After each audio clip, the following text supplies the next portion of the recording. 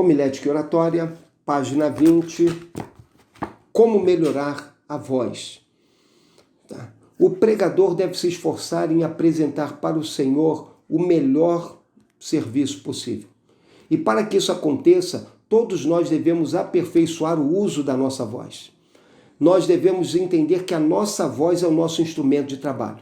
E, portanto, nós devemos usá-la da melhor maneira possível para a glória de Deus e benefício de nossas congregações. Assim você deve, do princípio ao fim da sua caminhada na obra de pregação, estar trabalhando, esforçando-se para aperfeiçoar o uso da voz para que você possa apresentá-la da melhor maneira possível ao Senhor. Para que isso aconteça, você deve aprender a respirar. Você deve aprender a controlar a sua respiração. Você deve aprender a administrar, tá, a sua respiração, de tal maneira que você possa ter consciência de todo o ar que você tem nos seus pulmões e você possa administrar essa quantidade de ar enquanto você está falando à sua igreja, para que você fale sem que pare de falar ou interrompa a sua fala pela falta de oxigênio. É muito ruim quando os pregadores não dominam essa questão, quando eles não percebem e não sabem administrar a questão da respiração. E então o pregador, ele corta os seus pensamentos, ele para uma palavra pelo meio, porque ele não tem mais ar para continuar aquela palavra.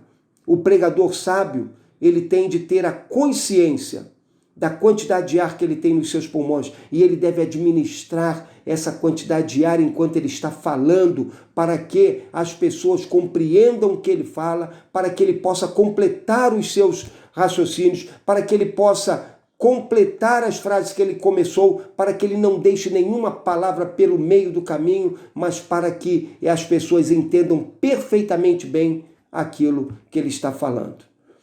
Uma segunda questão é a nasalação. Aqui a nossa apostila diz que é o problema mais comum entre os pregadores. É o hábito de se respirar pela boca quando está falando. É claro que se você está falando e respira pela boca, a sua pregação vai sofrer vários momentos de interrupção, vários pequenos cortes que são causados pela respiração. Assim, o pregador deve aprender a respirar pelo nariz, para que ele tenha a sua boca, as cordas vocais desimpedidas e para que ele possa falar com tranquilidade para o seu povo, sem que o seu povo fique prejudicado por essa dificuldade que ele tem com a respiração. É interessante também que à medida que você fala sem estar usando as suas fossas nasais, o seu nariz para a fala, a sua voz sai mais limpa, a sua voz sai mais bonita, a sua voz sai muito mais compreensível. Então é preciso trabalhar essa questão. Uma terceira questão é a articulação. O pregador deve ter a capacidade de articular bem as palavras que ele está falando. Ele deve ser um mestre na correta articulação das palavras. Ele deve ser um mestre na pronúncia das palavras. Ele não pode ser uma pessoa que é conhecida porque corta as palavras pelo meio. Você já viu aquelas pessoas que pregam, mas sempre no final dos seus períodos eles estão cortando a última palavra e estão emendando uma palavra na outra. Isso é um vício muito inadequado. Isso revela a nossa falta de articulação das palavras. O pregador também deve saber articular bem as palavras, inclusive aquelas palavras que são difíceis para ele.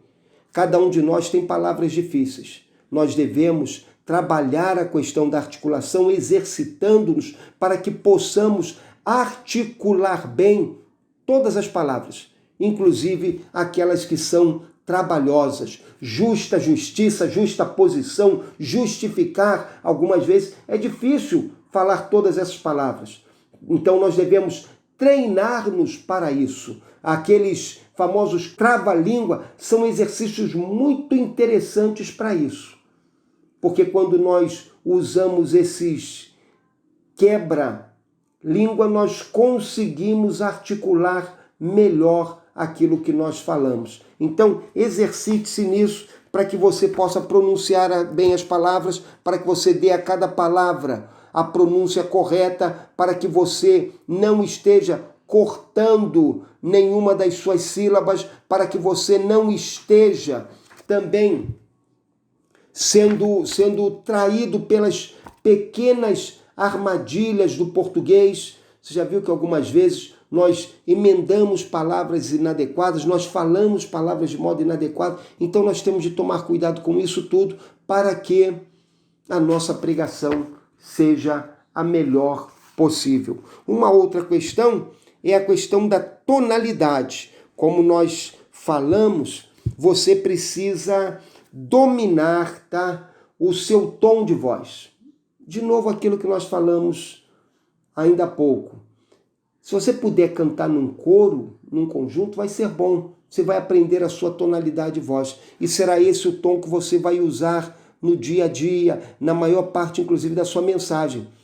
Mas depois você vai começar a administrar esse seu tom. E você vai perceber que haverá momentos em que você vai falar de modo mais elevado, quase gritando, nesse momento que você quer destacar algum tipo de verdade. E em outros momentos, quando você quer destacar ainda mais algum tipo de verdade, você vai quase que sussurrar, falar baixinho, como se estivesse falando ao ouvido da pessoa que está do seu lado, porque algumas das coisas que nós falamos de maior valor são aquelas que nós segredamos aos ouvidos umas das outras. E no púlpito você terá ocasiões de fazer isso. Haverá momentos que você vai estar lá no alto, haverá momentos que você vai estar aqui, no meio, no tom mediano, e haverá momentos que você vai falar bem baixinho.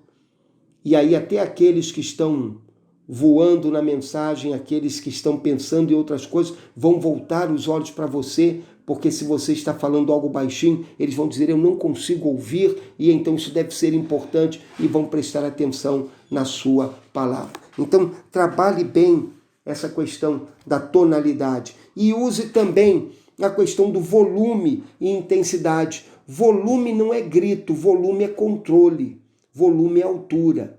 Então, você tem de ter essa capacidade, você tem de dar volume à sua voz, você tem de fazer com que a sua voz ela saia do seu peito com força, com intensidade, ela deve ser projetada. Eu me lembro que o meu sogro era regente de um coro e ele sempre dizia para as pessoas que elas deveriam projetar a sua voz, para que a sua voz chegasse mais longe, para que a sua voz alcançasse pessoas mais distantes. Nós temos de aprender isso, a projetar a nossa voz. Nós hoje somos muito dependentes dos microfones e dos sistemas sonoros de nossas igrejas, mas e quando esses sistemas faltam?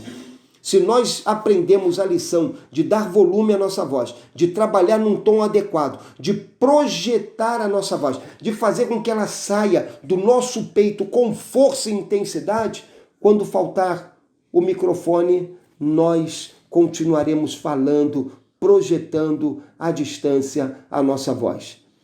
Eu e você devemos lembrar, nós não precisamos ser homens, mulheres, como George Whitefield.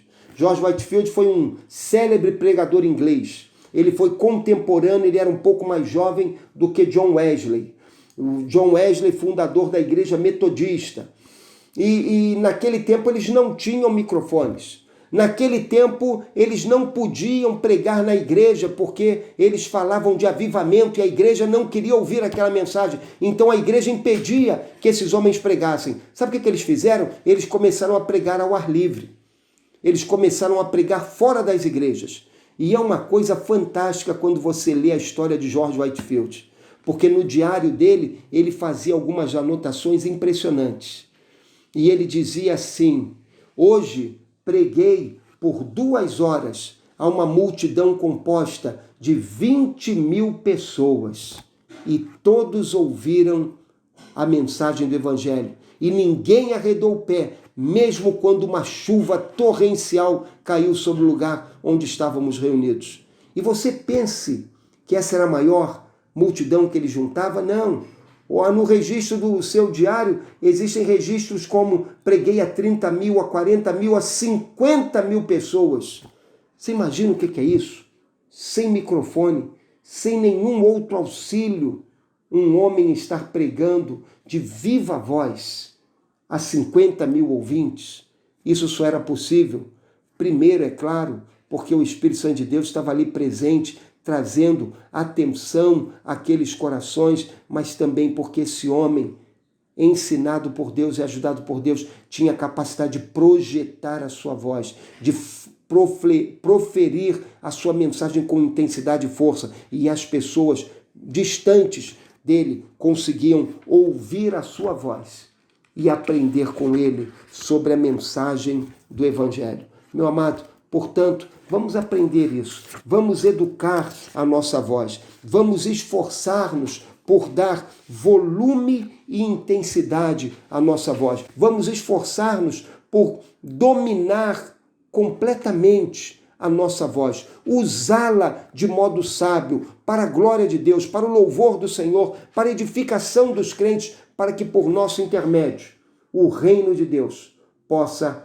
prosperar, para que as pessoas, ao ouvirem a nossa voz, sejam edificadas e tenham alegria e contentamento em ouvir-nos pregar a palavra de Deus.